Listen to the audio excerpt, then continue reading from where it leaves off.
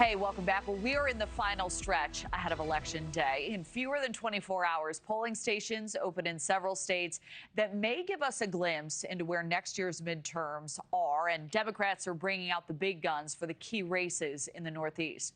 Former President Barack Obama, he's campaigning for gubernatorial candidates in New Jersey and Virginia, even reportedly calling New York's Democratic Socialist Zohran Mamdani to offer support to him in the future. We'll have more on these races in just moments. But at the same time, Miami's mayoral race, this one's shaping up to be a political thriller. Indictments, dynasties, even a little drama from the president with 13 candidates now fighting for control. NewsNation's Brooke Shafer joins us now from Miami. So, Brooke, we highlighted some of the thrilling elements to this race, but why do you believe this is catching national headlines? Well, Kelly, both sides here are kind of looking at this Miami mayor's race as a test. Democrats, they want to prove that they still can win in Florida, a once swing state now really turned increasingly red. The race for Miami mayor, Kelly, is crowded. These are just some of the top 5 polling candidates of the 13 people running. Some of the latest polling, it showed that Democrat Eileen Higgins is in the lead, but not by enough. This mayor's race after tomorrow's election will likely head to a runoff in December. Now, this race is technically not partisan, and one candidate has even accused Democrats of forcing it into the election. But both sides are looking to prove something.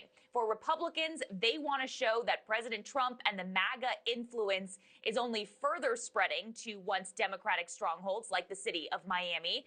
For Democrats, Florida Democratic Party Chair Nikki Fried told Politico, if Florida can show in the city of Miami race that Democrats can still perform and still win these elections, it should send shockwaves across the country to continue to pay attention to Florida. Now, Miami's current mayor, a term-limited Republican, has said in recent interviews he thinks it's likely a Democrat wins this race. Here's what he told us. So there's definitely been a shift, a tremendous shift in Miami-Dade County. The city, as with most cities, is an urban population. Those populations across America tend to be more Democrat. Miami, as an ecosystem, is very accustomed to having a Republican mayor that has kept taxes low, kept people safe, and leaned into American innovation, creating high-paying jobs, reducing crime, reducing homelessness, and creating prosperity. So that's the formula for success in Miami. And whoever gets elected mayor, whatever party they're from, is going to have to abide by that formula if they want to get reelected. President Trump has not endorsed anyone for Miami mayor, which again is a nonpartisan race, but his influence has loomed over it in this city where Mr. Trump plans to build his presidential library.